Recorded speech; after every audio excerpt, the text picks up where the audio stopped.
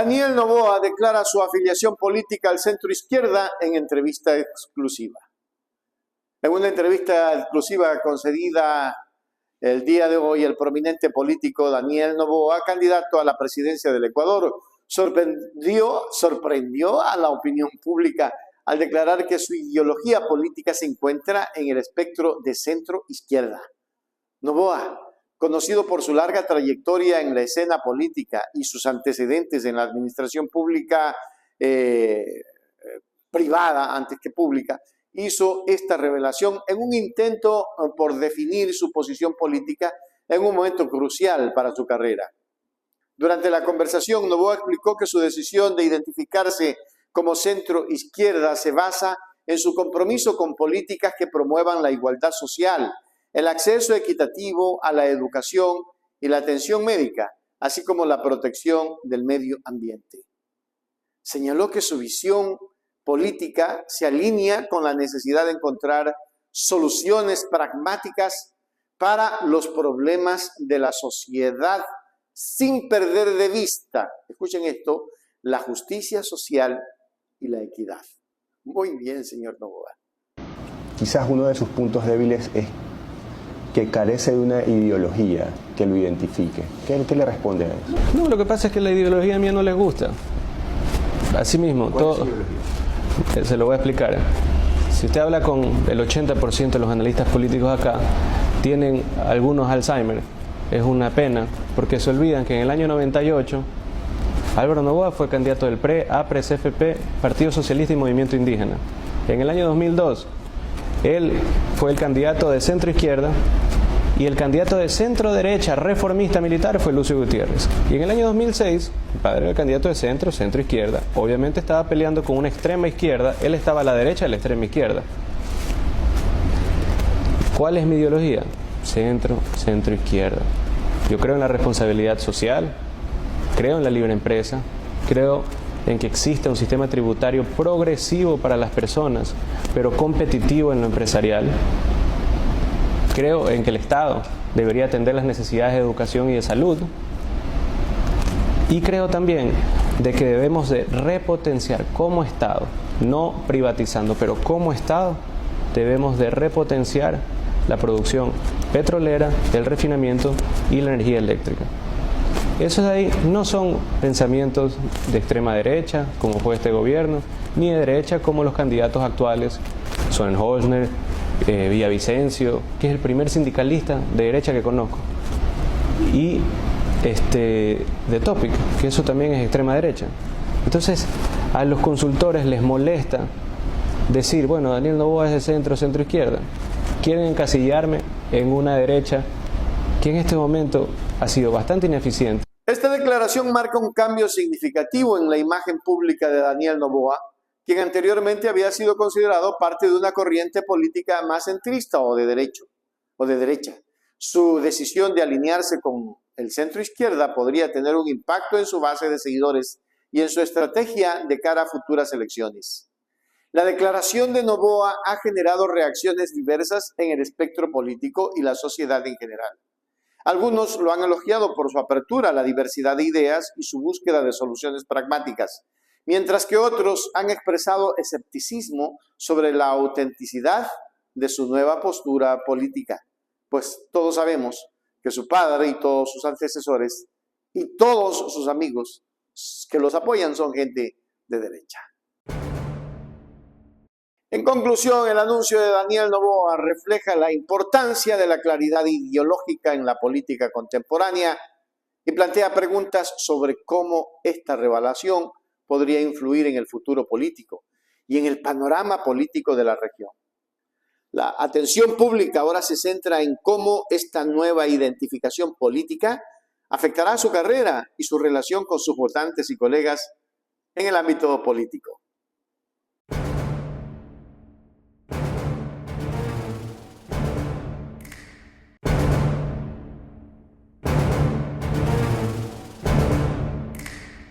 Luisa González ignora la guerra de encuestas y se enfoca en los desafíos reales de Ecuador. ¿No le preocupa? Mire, no veo un cambio dramático o drástico de imagen. Yo soy una mujer deportista, he corrido maratones, me gusta hacer bicicleta, soy madre, soy hija y comparto mucho con los jóvenes. Tengo 2 hijos jóvenes, uno de 29, que no es tan joven, y el de 9 años.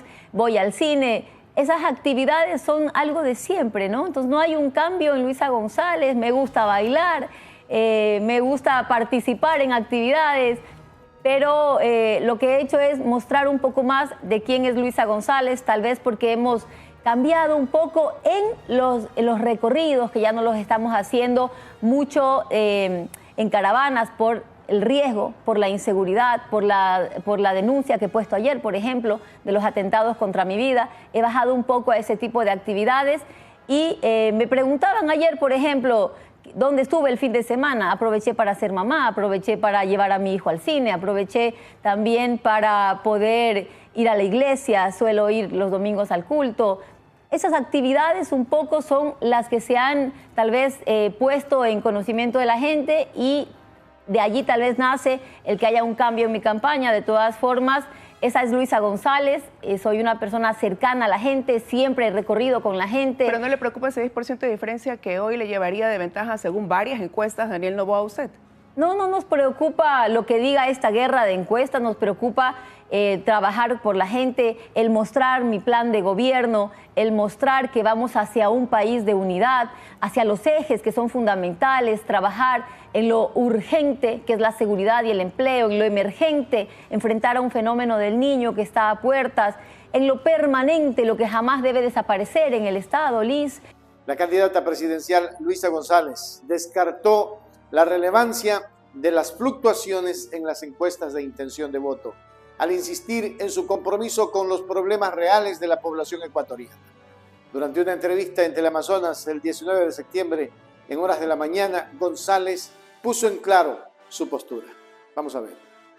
Se ha pedido desde Fiscalía que comparezca la persona que está detenida y la SNAI no ha llevado a esta persona a la Fiscalía a que declare ni por Zoom ni presencialmente, y por eso pongo nuevamente una acción legal, en este caso ya la denuncia, para que se acelere la investigación y saber quiénes querían atentar contra la vida de Luisa González. Pero usted tiene confirmado que el SNAI no ha llevado a esa persona, ha sido convocada y no ha sido trasladada para dar esa declaración. Así es, el escrito que yo puse después del 30 de agosto me permite a mí saber las acciones que están tomando, ¿no? Y no se había llevado a los detenidos para que den las declaraciones. Por eso pongo nuevamente una acción, como es la denuncia.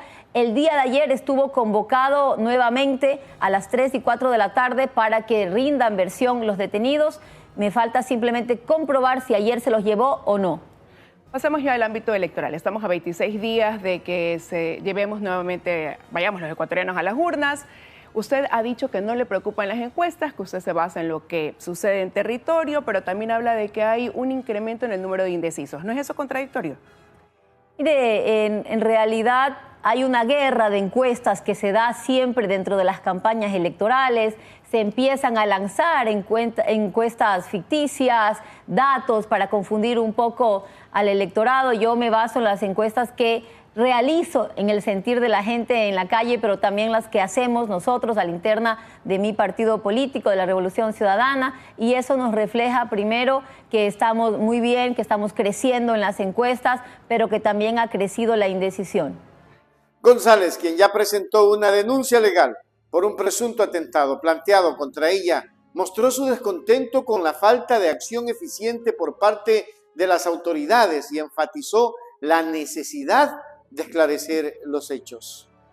En cuanto a las encuestas, la candidata afirmó que está subiendo en las preferencias del electorado, pero advirtió sobre el incremento en la indecisión de los votantes. Mire, la dolarización se sostiene produciendo más en el país. Acabo de ver una noticia hoy en la mañana donde dice que una resolución de la SENAE permite la importación de un sinnúmero de artículos. ¿Qué ocasiona esta importación? Fuga de capitales, que salgan las divisas. No técnicamente como fuga, pero salen las divisas al importar. ¿Qué hace esto? Primero, afecta a la producción nacional. Segundo, pone en riesgo la dolarización. los artículos que sean producidos en el Ecuador y que sean reemplazables con producto nacional, pues no deberían tener una importación libre con bajo arancel, sino primero proteger la industria. ¿Cómo voy a proteger la industria? Y así protejo también la dolarización, con créditos productivos a través de la CFN, de Banecuador, para que podamos producir más y así también generar empleo, proteger el producto nacional, ir hacia la exportación y proteger lo que es el empleo nacional. Lo siguiente, todo lo que es de inversión pública eficiente, la red vial está totalmente deteriorada en un 50%, vamos a invertir allí, la inversión pública eficiente empuja a la empresa privada y empezamos a generar empleo. Lo que más encadenamientos productivos trae es la construcción. Y vamos desde allí a empujar lo que es el empleo, el dinamismo económico. Por cada dólar que ingresa en la economía, por lo menos, siendo pesimista, se triplica. Y siendo real, estarían entre 4 y 5 dólares más que vamos a inyectar en la economía. Así protejo la dolarización. Y ser claros, la Revolución Ciudadana fue gobierno 10 años. ¿Qué hicimos? Fortalecer la dolarización. Pero incluye eso quizás alguna especie de convertibilidad electrónica donde los dólares a lo mejor sean usados más bien para pagos internacionales. No, no está dentro de mi plan de gobierno programado ningún tipo de convertibilidad electrónica o dinero electrónico. Ahora mismo, uno de mis principales objetivos es, como le decía, dentro de lo urgente, el empleo. Para fortalecer empleo, debo trabajar con la industria, que es la gran generadora de empleo en el país, a través de los créditos productivos, a través de la protección a la industria nacional, a través de la promoción a nivel internacional. ¿Por qué difiere? En una campaña electoral no es inusual que se divulguen datos erróneos para confundir al público, expresó. Sin embargo, González reiteró que sus principales preocupaciones son más inmediatas.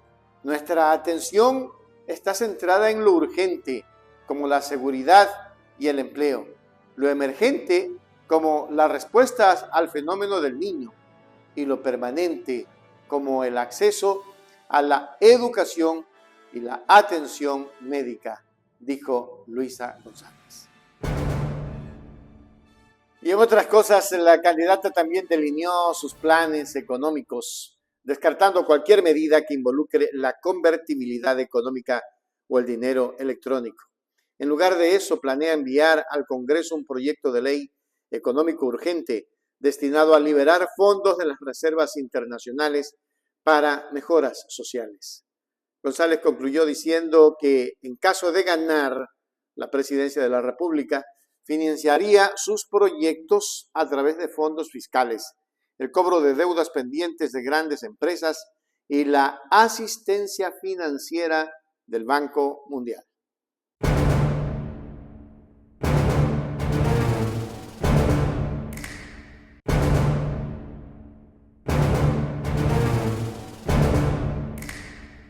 Henry Cucalón critica el sistema judicial y cuestiona su efectividad en la lucha contra el crimen organizado. Un consejo de la judicatura claramente deslegitimado y desorientado, lo cual perjudica la institucionalidad del país, que hoy requiere mayor solidez, mayor unidad que nunca. Flaco favor hacemos todas las funciones del Estado en momentos que el crimen organizado puede encontrar a un Estado desorganizado. Y eso no está bien. Y la justicia es un pilar fundamental en esa lucha justamente contra el crimen. De repente vemos que caen en apetitos voraces politiqueros, en sumas y restas donde resulta ser que 2 es la mitad de 5 para algunos de los vocales, juicios entre ellos, y eso no le conviene a la ciudadanía. Eso no es lo que espera la ciudadanía de los órganos que van a administrar justicia, ¿no? En una reciente aparición en el programa de entrevistas desde el Amazonas, Henry Cucalón, el ministro de Gobierno de Ecuador, expresó su preocupación por lo que considera un sistema judicial debilitado, politizado. Nos enfrentamos a un Consejo de la Judicatura que ha perdido legitimidad y dirección, lo cual afecta negativamente a la estabilidad institucional del país, declaró Cucalón este martes 19 en Teleamazonas. Claro, la hoja de ruta clara que comenzó con esas mañoserías para ver cómo vence, se la bajan a la fiscal general, el que utilizan, porque nadie puede creer que no saben lo que estaba haciendo el famoso juez de la provincia de Manabí para el tema de las deudas. Todo está armado, sino como los pescan en un ambiente burdo, por decirlo menos, ya no saben cómo sacársela, por así decir. En todo caso, la Corte Constitucional tiene plenas facultades de control, de seguimiento hacia este tipo de autoridades para que esto no sobrepase. Lo importante sería no repetir esas malas prácticas, ya hay antecedentes, y que en verdad se pongan a fomentar la participación ciudadana y a luchar efectivamente contra la corrupción, no a disfrazarse de dirigentes ciudadanos cuando son politiqueros. Cucalón subrayó la importancia de la justicia como una herramienta crucial en la lucha contra el crimen organizado, pero advirtió sobre la erosión en su integridad. Es alarmante ver cómo la justicia es manipulada por intereses políticos. Esto solo beneficia al crimen organizado que prospera en un entorno estatal desorganizado, lamentó el ministro. Además, Cucalón enfatizó que el respeto a las instituciones y sus decisiones es fundamental para una democracia sana, incluso cuando se está en desacuerdo con estas decisiones. El mal llamado participación ciudadana sigue jugando sus trucos, perpetuando estrategias para favorecer la impunidad, afirmó. De las últimas intervenciones dadas en estado de excepción a partir del 25 de julio de este año. Y entre otras cosas, porque se hacen de manera ilegal, no con ningún permiso, es una de las tantas motivaciones lógicas por las cuales se tomó la decisión administrativa del traslado, que, como insisto, un juez hizo exactamente lo contrario de lo que beneficia a la sociedad. Parte de esos problemas que existen, pues decir lo contrario es ir contra la realidad y contra los hechos, es lo que provocó estas últimas intervenciones a partir del 25 de julio a lo largo y ancho del país, la última en Esmeralda, justamente para hacer las requisas pertinentes y tratar de imponer el orden, justamente porque había un problema. Eso no se lo puede soslayar, no se lo puede evitar. Y en cuanto a lo del juez, sí se lo motivó en la audiencia. Lo que él estaba haciendo es buscar meros pretextos para consumar un acto que es ilegal y que se encuentra apelado. El traslado de Fito y polémica judicial. En relación con el reciente traslado del recluso conocido como Fito a la prisión de La Roca, el ministro explicó que aunque la decisión fue impulsada por el gobierno por razones de seguridad, un juez cuestionable decidió que Fito fuera devuelto a la cárcel regional. Según Cucalón, esta decisión ya ha sido apelada. El juez usó un pretexto frívolo, a pesar de las serias implicaciones de seguridad involucradas, comentó. Obviamente, otra parte ya es la captura, detenidos, sanción que corresponde también a la justicia. Pero qué importante que nos detengamos en esto. Hay una firme posición del Estado de tener un arsenal, en el buen sentido de la palabra, de armas que defendan la democracia y la vida de los ciudadanos. La semana pasada, el presidente de la República dio a conocer la entrega de los primeros 20 blindados tácticos del ejército ecuatoriano denominados Cobra, de un gran total de 172 que vienen poco a poco, que terminan hacia el año 2025 en la planificación y que van a servir tanto en esta fase disuasiva como también cuando así se lo requiera, con el uso letal de la fuerza cuando los grupos delincuenciales organizados transgredan cualquier tipo de cuestión y en la defensa de la vida de los ciudadanos. Así que eso es lo importante, es un gran apoyo. Qué bueno que lo esté señalando. Hay 5 de estas unidades ahorita recorriendo permanentemente el cantón Durán, que se ha visto agobiado por estas bandas criminales, y esperemos que haya un control mucho más efectivo y resultados al respecto. En resumen, la cultura de apología del delito. En respuesta a un video musical protagonizado por Fito, que ha circulado en las redes sociales, Cucalón advirtió sobre los peligros de glorificar actitudes criminales. Es inaceptable, dijo, como sociedad promover una cultura que hace apología del delito, concluyó el ministro. La entrevista con Cucalón en Teleamazonas arroja luz sobre las tensiones actuales entre la política y el sistema judicial en Ecuador, en un momento en que el país busca reforzar su institucionalidad y luchar eficazmente contra el crimen.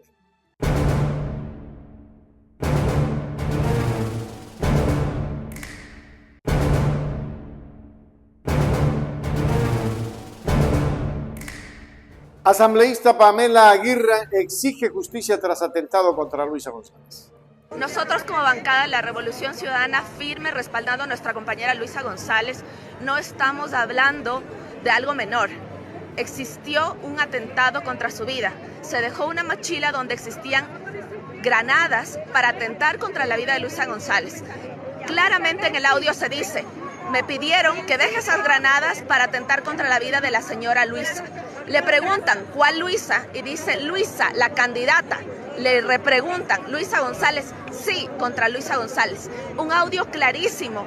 ¿Para qué? Para investigar, que la Fiscalía ya debería haber investigado, la Fiscalía ya debería haber dado con quienes mandaron asesinar a Luisa González. Y hasta ahora no sabemos nada. Por eso la denuncia particular que presenta Luisa y el acompañamiento de toda la bancada. Nosotros somos parte de un movimiento político y como bancada le apoyaremos en la labor de fiscalización y también como sus compañeros para que la Fiscal General del Estado actúe de manera inmediata. No queremos llorar otro muerto en el país. Peor aún, una candidata a la presidencia de la República que pone en conmoción al país. ¿A qué se debe o a qué se deberá esta falta de celeridad en ciertos casos por parte de la Fiscalía? Nos preguntamos nosotros, ¿qué pasó con tantos casos donde no hay respuestas?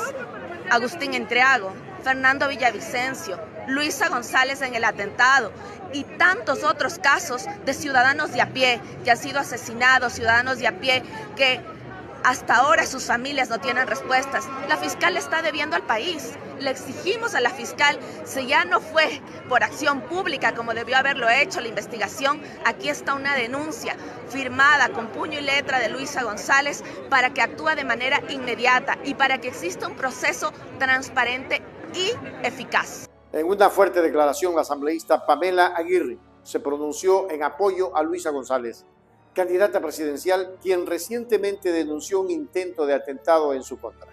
Aguirre utilizó sus plataformas de redes sociales para expresar la solidaridad de la bancada de la Revolución Ciudadana y exigió respuestas inmediatas de la Fiscalía del Ecuador.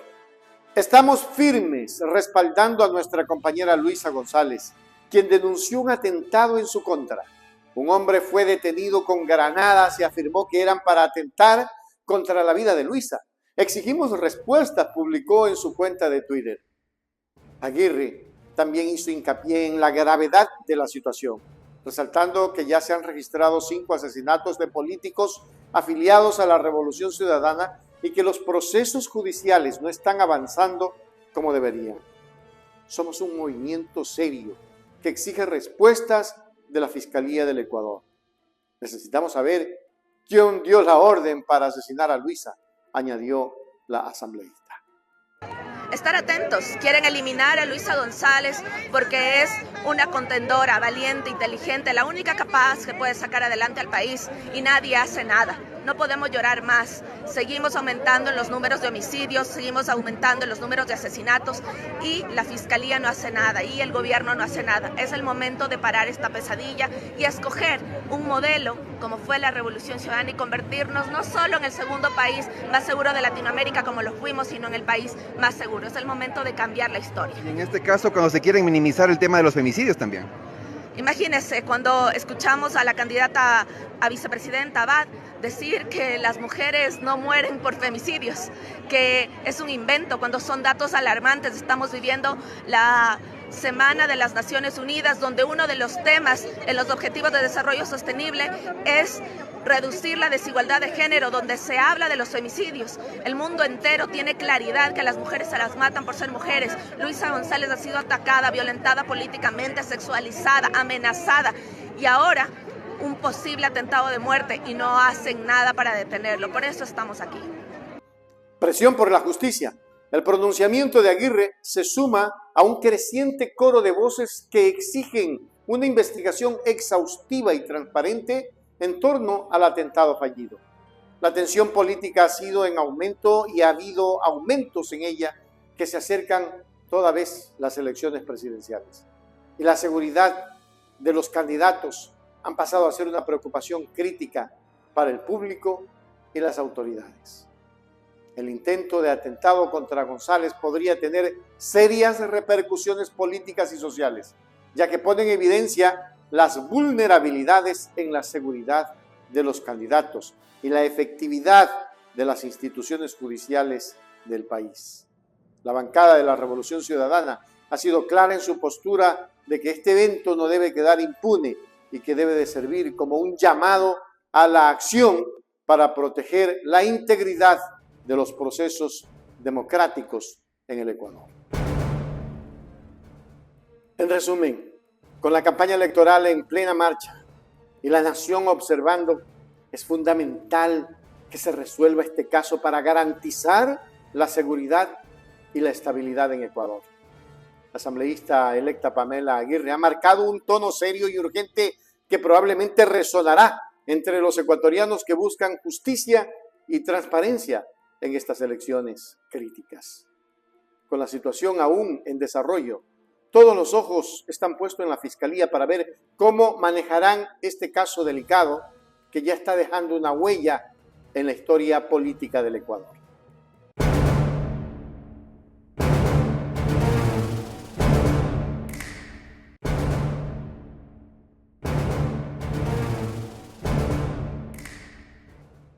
Allen Berbera denuncia persecución contra el Consejo de Participación Ciudadana. La tensión entre el gobierno y el Consejo de Participación Ciudadana y Control Social se intensifica, como lo reflejan las recientes declaraciones del presidente de esta institución, Allen Berbera. En un comunicado revelado por la fuente Ecuador Chequea, Vera alega que la entidad que representa está siendo objeto de persecución permanente por parte de las autoridades gubernamentales. Participación ciudadana y control social fue una innovación de la Constitución de Montecristi, con 3 objetivos claros: seleccionar de forma transparente y por concurso nacional de méritos a las autoridades de control que antes eran electas por el Congreso Nacional, el órgano más politizado del Estado. Segundo, luchar contra la corrupción, tanto pública como privada, incluyendo aquellos actores públicos no sujetos a la fiscalización de la Asamblea Nacional, como las autoridades seccionales.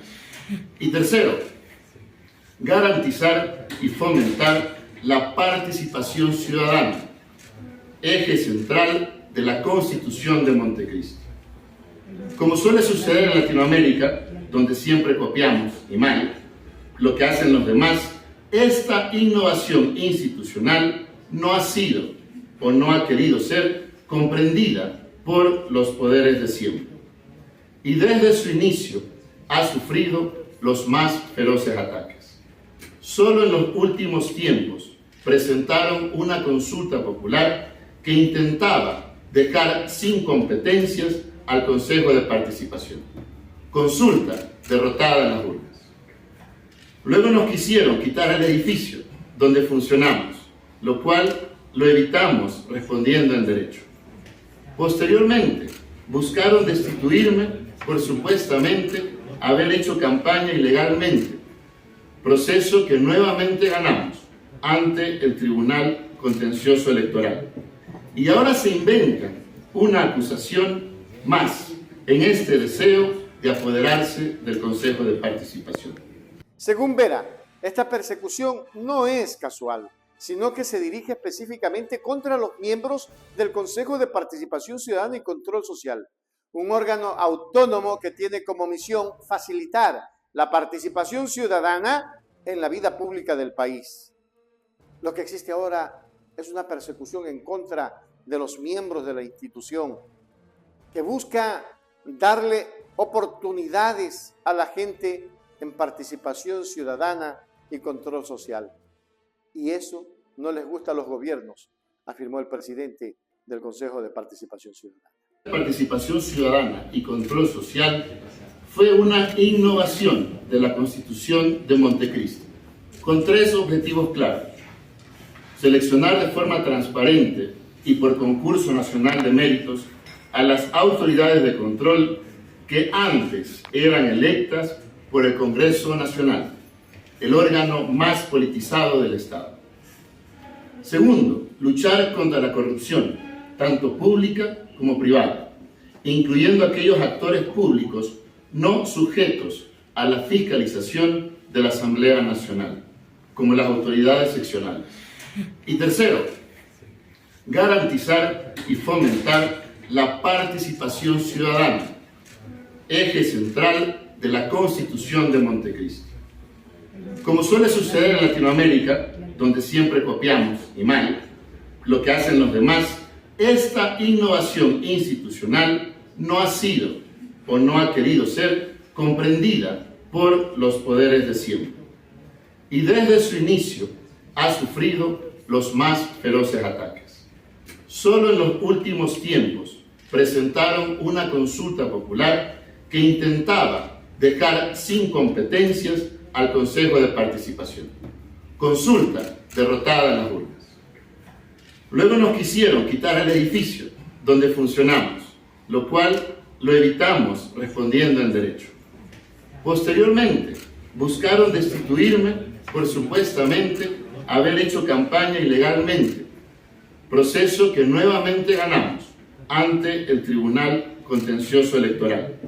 Y ahora se inventan una acusación más en este deseo de apoderarse del Consejo de Participación. Este señalamiento se suma a una lista creciente de controversias y críticas que han afectado la relación entre las instituciones gubernamentales y el Consejo de Participación Ciudadana y Control Social. La función del Consejo de promover la participación y control ciudadano ha sido en ocasiones interpretada como una amenaza para los intereses políticos, lo que podría explicar los intentos de deslegitimación que, según Vera, está experimentando el órgano. Vera no proporcionó detalles específicos sobre las acciones de persecución que denuncia. Sin embargo, su declaración pone de manifiesto la necesidad de un debate serio sobre la autonomía de las instituciones en Ecuador, la legitimidad del Consejo de Participación y cómo esta tensión podría afectar la confianza de la ciudadanía en las instituciones y en la democracia misma. Qué terrible lo que vivimos.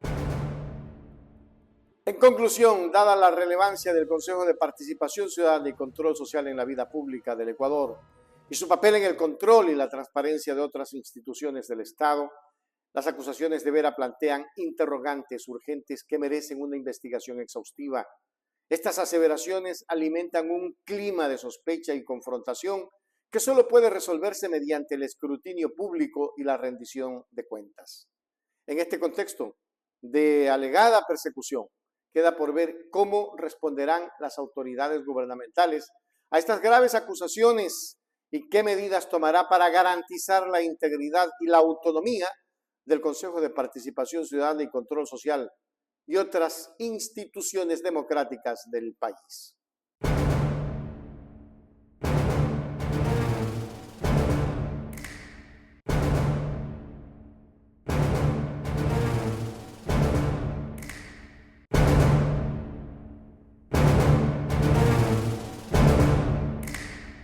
Y esto ya se pasó. Vocal del IES exige cancelación de deuda gubernamental de más de 10.000 millones de dólares. Es dinero de los afiliados. Por supuesto, el IES, todo el mundo lo conoce, que ha sido manejado como caja chica, eso es un secreto prácticamente contaba a todo el mundo. No podemos aceptar que en estas alturas el gobierno saliente, en este caso el presidente Guillermo Lasso, plantee mediante un decreto ley tratar de justificar o ahorrarse los recursos del Estado de más de 1.000 millones de dólares, que son plata de los trabajadores, de los asegurados que han aportado a la institución y que en este momento pues el Estado de alguna forma le debe estos recursos justamente al IES. Por eso estamos analizando inclusive tomar decisiones respecto al fondo de pensiones, y esos 1.000 millones pues afectan al patrimonio institucional y hay que defenderlo. ¿Cuánto es la deuda? La deuda, bueno, del Estado asciende a más de 10.130 millones con corte a diciembre del 2022, sigue incrementando mes a mes, producto del 40% que no pagan de la responsabilidad del Estado a las pensiones jubilares, producto también de las diferencias que hay con el tema de salud, algunas deudas históricas que hay por parte del gobierno, pero a eso se suma que en el BIES pues hay inversiones en papeles del Estado de más de 10.000 millones de dólares también. ¿Desde cuándo viene esto? ¿Qué van a tomar?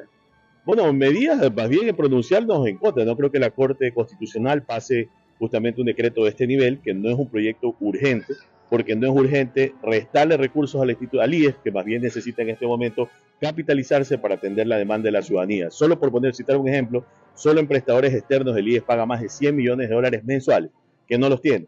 Y el Estado, en vez de cubrir la deuda y buscar la forma de financiar la deuda que tiene con el IES, lo que busca es ahorrarse recursos, de alguna manera tirando abajo los intereses. ¿Cuál sería la solución? La solución yo creo que es integral. La solución prácticamente se ha planteado algunos esquemas en donde el Estado pague el 40% que le corresponde por norma. En este caso, los empleadores paguen esos 2.000 millones de dólares que le deben a la institución por morosos. En una sorpresiva revelación que ha dejado al país en estado de alerta, Richard Gómez, vocal del Consejo Directivo del Instituto Ecuatoriano de Seguridad Social, IES, ha manifestado su preocupación sobre la millonaria deuda que mantiene el gobierno con la institución que representa. Hablamos de una cifra astronómica que supera los 10.000 millones de dólares, un monto que según Gómez debe de ser cancelado porque ese dinero es de los afiliados. 10.130 millones de dólares. Por otro lado, todo ese tema de los bienes que tiene el IES inutilizables, terrenos y todo lo demás, ya tenemos un reglamento que lo aprobó el Consejo Directivo para poder enajenar esos bienes, para poderlos vender y recuperar algo de los recursos de los afiliados. Y no meterle como última opción, que no digan que sea la última opción, pues, ¿no? El poder de alguna forma de pedir a los trabajadores que aportemos un poco más y los demás no aportan nada. ¿Esto tiende a desaparecer en la seguridad social? Yo creo que la seguridad social tiene los recursos. El problema es que quienes deben de cumplir con lo que deben de cumplir no cumplen. El Estado no cumple, los empresarios tampoco cumplen con la parte por la deuda en la morosidad que tienen y a los trabajadores prácticamente. En una época donde la crisis sanitaria ha puesto de manifiesto las vulnerabilidades de los sistemas de salud en todo el mundo, esta deuda no solo pone en peligro la viabilidad financiera del IES, sino que también amenaza los servicios y prestaciones que dependen miles y miles de ecuatorianos que no pueden trabajar de esta manera cuando se ponen en juego los dineros de las instituciones del Estado, alertó el vocal. La deuda, del Estado asciende más de 10.130 millones con corte a diciembre del 2022, sigue incrementando mes a mes, producto del 40% que no pagan de la responsabilidad del Estado a las pensiones jubilares, producto también de las diferencias que hay con el tema de salud, algunas deudas históricas que hay por parte del gobierno, pero a eso se suma que en el BIES pues hay inversiones en papeles del Estado de más de 10.000 millones de dólares también. ¿Desde cuándo viene esto? ¿Qué van a tomar? Bueno, medidas más bien en pronunciarnos en contra. No creo que la Corte Constitucional pase justamente un decreto de este nivel, que no es un proyecto urgente, porque no es urgente restarle recursos al IES, que más bien necesita en este momento capitalizarse para atender la demanda de la ciudadanía. Solo por citar un ejemplo, solo en prestadores externos el IES paga más de 100 millones de dólares mensuales, que no los tiene. Y el Estado, en vez de cubrir la deuda y buscar la forma de financiar la deuda que tiene con el IES, lo que busca es ahorrarse recursos, de alguna manera tirando abajo los intereses. ¿Cuál sería la solución? La solución yo creo que es integral. La solución prácticamente se ha planteado algunos esquemas en donde el Estado pague el 40% que le corresponde por norma, en este caso, los empleadores paguen esos 2.000 millones de dólares que le deben a la institución por morosos. Según Richard Gómez, la demora en saldar este importante déficit económico crea una serie de dificultades operativas para el IES, afectando la entrega de pensiones, la disponibilidad de medicamentos y la capacidad de mantener al día los equipos médicos e infraestructuras hospitalarias. Es un llamado de atención que resalta la importancia de la inmediatez y la responsabilidad que debe asumir el gobierno para subsanar la deuda de 10.130 millones. Este pronunciamiento se suma a una creciente ola de preocupaciones en torno a la salud fiscal del Ecuador y la gestión de sus instituciones públicas. Expertos apuntan que la acumulación de tales pasivos podría tener efectos devastadores en el medio y largo plazo, tanto para el sistema de seguridad social como para la economía nacional en su conjunto. En resumen, ante este panorama, la pregunta que se alza es cómo y cuándo el gobierno planea tomar cartas en el asunto.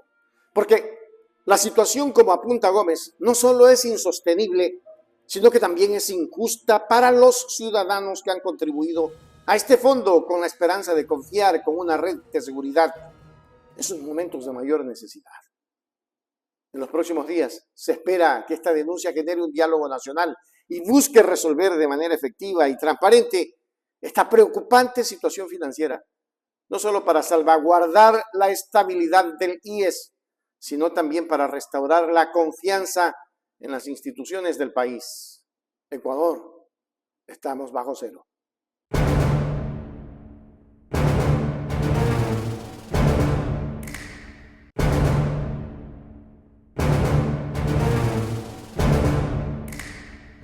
El 25 de septiembre presentaremos oralmente nuestros descargos ante la Corte Constitucional. Por la importancia del tema, insistiremos en que sea una sesión presencial y no a través de plataformas digitales. Estamos convencidos de que no existe ninguna violación a ningún dictamen de la Corte Constitucional. Entendemos muy bien que todo esto no es jurídico, sino político. Tan solo un nuevo intento de apoderarse del Consejo de Participación Ciudadana. No podemos seguir con la aberración de que se intente destituir autoridades democráticamente electas, tan solo por cumplir sentencias judiciales y obligaciones constitucionales. Sobre todo, que esto sería una clara violación a los dictámenes de la Corte Interamericana de Derechos Humanos y estamos seguros que la Corte Constitucional no se va a prestar para ello. Deseo informar además que se están preparando las acciones debidas de medidas cautelares y demandas ante el Sistema Interamericano de Derechos Humanos. Finalmente, siempre defenderemos y nos someteremos al fundamento de nuestra Constitución y democracia. Doctor, buenos días. Dos consultas. Lo primero, consultarle si esto que nos acaba de decir ahora será parte de su defensa el día de la audiencia, si usted ejercerá esa defensa o lo hará algún abogado en su nombre, lo uno. Y lo otro es, ¿piensa usted que el camino es la destitución, que están avanzando ya en estos posibles pedidos a instancias internacionales? Muchas gracias, Roberto, ¿no? Gracias. Se está construyendo en este momento la argumentación para la audiencia del 25 de septiembre. Por supuesto, parte de la argumentación jurídica es clara, ¿no? En este caso se ha sometido, o nos hemos sometido como Consejo, a la decisión de un juez. Entonces, formalmente, no existe ningún tipo de incumplimiento o, como se ha pretendido generar, alguna tergiversación sobre la sentencia interpretativa del 2019 de la Corte Constitucional, ¿no? Entonces, no habría finalmente ningún incumplimiento y esto va a ser parte, no quisiera decir de forma anticipada, pero es evidente, ¿no? Las causas, las supuestas causas por las cuales se ha iniciado esta fase de seguimiento, y lo hemos dicho, no es más que un relato, un falso relato, por intentar nuevamente generar esta imaginación de posibilidad de destitución. Entonces, vamos a ir el 25 con este y otros argumentos. La siguiente pregunta es de Hugo Constante, de Ecuador Chequea. Doctor, muy buenos días. Por favor, desde el inicio se le ha señalado como que lleva una agenda correísta por los antecedentes de su gestión profesional. ¿Es así? ¿Usted lleva una agenda correísta en este consejo, señor Vera? Muchas gracias, Hugo. Esa pregunta siempre surge, ¿no? Cuando ya desmontamos las mentiras, como en este momento, que ya desmontamos el relato falso de que hemos querido destituir a algún juez de la Corte Constitucional. Siempre surge y no. Nuestra agenda es el territorio. Nuestra agenda son las más de 5 millones de personas que han participado en rendición de cuentas. Nuestra agenda son más de los 60 territorios, alcaldías, más de las centenas de juntas parroquiales con la cual hemos suscrito acuerdos interinstitucionales, sobre todo para capacitación en derechos fundamentales. Esto que tanto se ha olvidado en el país. Capacitación en presupuestos participativos y en rendición de cuentas. Esta es nuestra agenda. el volver a construir confianza respecto a una función del Estado que estaba completamente abandonada, a una función del Estado que ha sido permanentemente perseguida. Esta es nuestra agenda y nuestro compromiso, seguir con ustedes, ciudadanía, seguir con ustedes, ecuatorianas, ecuatorianos, construyendo el poder ciudadano, el control social y sobre todo nuestra agenda es el respeto a la garantía máxima de la Constitución de que el pueblo es el gran y primer fiscalizador del poder público. A continuación, Enrique Alcíbar, de Morena. Doctor, ¿cómo está? Buenos días. Tengo varias preguntas sobre lo que usted ha dicho el día de hoy. De atrás para adelante, entonces voy. Entonces, ustedes van a ir a la Comisión Interamericana a pedir medidas cautelares para precautelar sus puestos y en contra de quién va a hacer esa denuncia que van a presentar en la Corte Interamericana. ¿Puedo seguir haciendo las preguntas y me las contesta? Bueno, paremos ahí un poquito. Las medidas cautelares no son en contra de nadie, ¿no? Son a favor de. ¿No? Evidentemente esto no se trata pues, de una disputa, ni mucho menos, que se inicia en contra de ninguna institución, sino que al tener un amplísimo jurisprudencia, la Corte Interamericana de Derechos Humanos, por citar, ¿no? El caso Petro versus Colombia, el actual presidente de Colombia, caso Camacho versus Honduras, bueno, y otros casos, es explícitamente ordenado a través de estas sentencias que no se puede destituir a funcionarios electos por decisión popular, salvo cuando exista sentencia penal. Entonces la jurisprudencia es clarísima y por eso al final lo digo que estamos seguros de que la Corte Constitucional no va a violentar el sistema interamericano de derechos humanos. Sin embargo, es evidente pues, la presión mediática, sobre todo el linchamiento a través de algunas pseudo-vocerías, ¿no? que se han iniciado. Entonces, cuando existen juicios paralelos de esta naturaleza sobre un proceso que está en curso, evidentemente es una causal por la cual procedería en medidas cautelares ante la Corte Interamericana de Derechos Humanos. Y no para cuidar un puestito. Yo lo he dicho enérgicamente, aquí no venimos a cuidar el puesto, venimos a trabajar por la ciudadanía, venimos a trabajar por el Ecuador que nos eligió. Y eso es un claro, sobre todo, evidencia de lo que hemos hecho en estos 4 meses de trabajo, ¿no? Que parecen ya años. Cada mes es un ataque. Sin embargo, por la ciudadanía saldremos adelante, ¿no? Entonces, insisto, es una medida cautelar para preservar o precautelar sobre todo el cumplimiento de las decisiones y del Pacto de San José. Es decir, que se cumpla efectivamente en el Ecuador tanto las decisiones, la jurisprudencia de la Corte, como los acuerdos internacionales. A continuación, Álvaro Terán, de TVC. Doctor, ¿cómo está? Buenos días.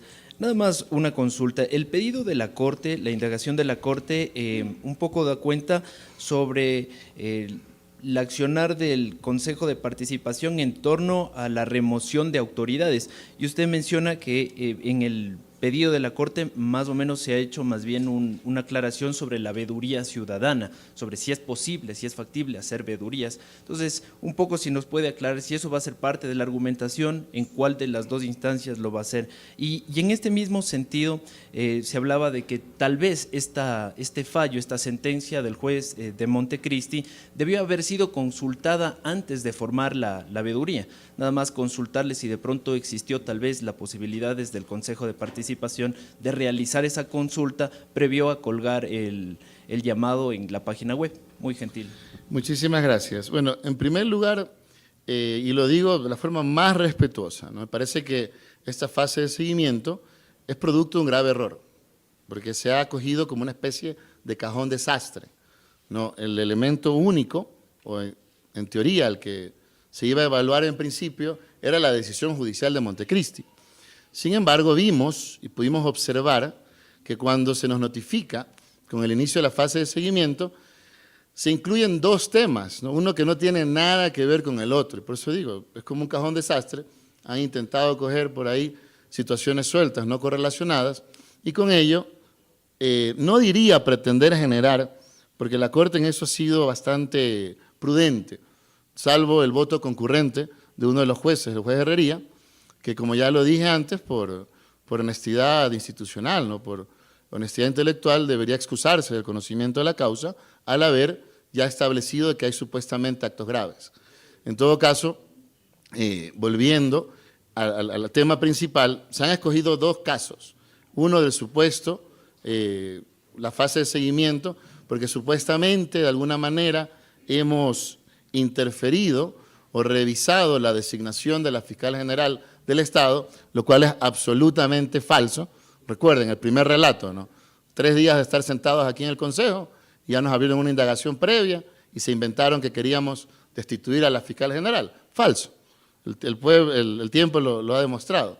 Esa fue una denuncia de un colectivo ciudadano por presuntas plagios, porque supuestamente había plagiado su tesis y a ellos se debió la audiencia pública y después la denuncia propuesta. Esto terminó en una investigación en la cual se determinó la posibilidad del delito de tráfico de influencias. Esta resolución, informe de parte de nuestra Secretaría de Transparencia y Anticorrupción, que es una de nuestras competencias, la subimos al...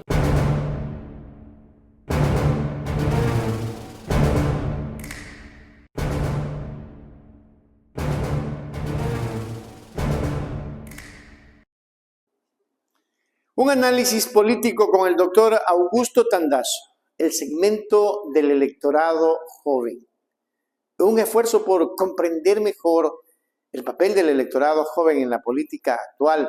El doctor Augusto Tandazo, reconocido analista político y experto en tendencias electorales, durante una entrevista de análisis, el doctor Tandazo ofreció una visión esclarecedora sobre el impacto y las perspectivas precisamente del segmento del electorado joven en el escenario político actual. El pelo que le hacen a la gente. Y también le hicieron en la persona que intervino antes que yo. Entonces, ¿qué es lo que ellos dicen? Ellos llegan a un razonamiento silvestre, pueril, donde dicen, los jóvenes están con Noboa más o menos. A ver un ratito. O sea, los jóvenes tienen vacío el cerebro. No tienen nada en el cerebro. Los jóvenes no pertenecen a una clase social determinada.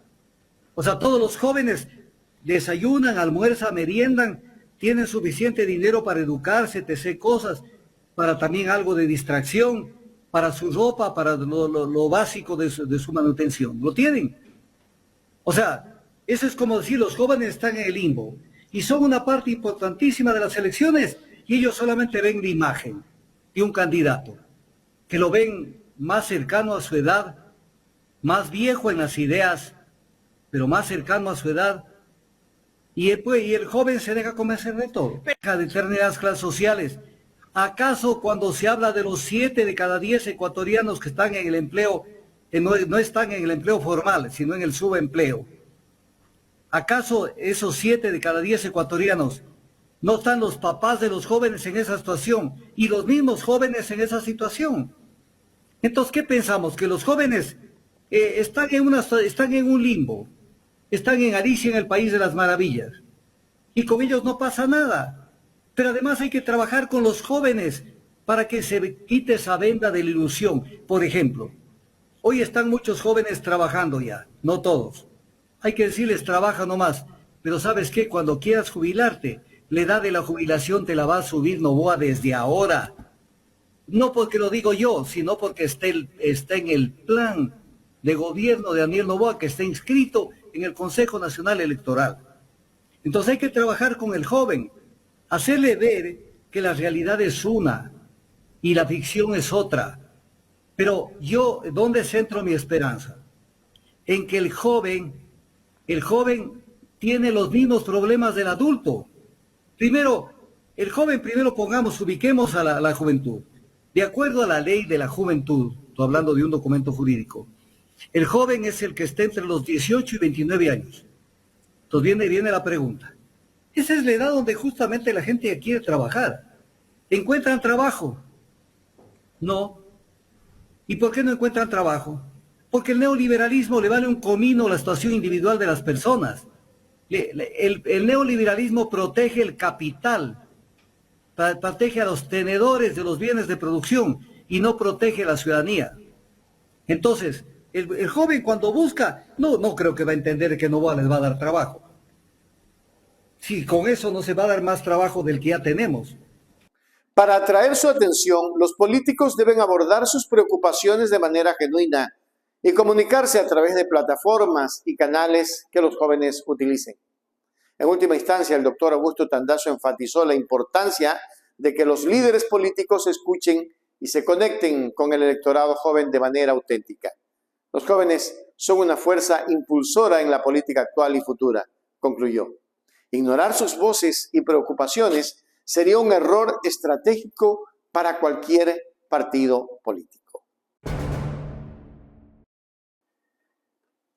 En conclusión, a medida que nos adentramos en un futuro político incierto, queda claro que el segmento del electorado joven desempeñará un papel fundamental en la toma de decisiones y en la dirección que toma una nación. Los políticos y los partidos que comprendan y respondan a las necesidades de los jóvenes estarán mejor posicionados para ganar su apoyo y forjar un camino hacia el futuro político más inclusivo y dinámico.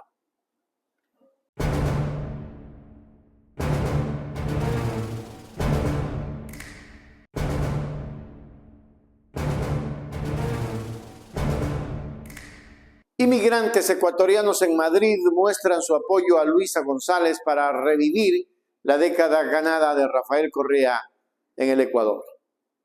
La comunidad ecuatoriana en Madrid se ha unido para expresar su apoyo a la candidatura de Luisa González a la presidencia de Ecuador, con el objetivo de revivir los días de la década ganada, bajo el liderazgo del expresidente Rafael Correa Delgado.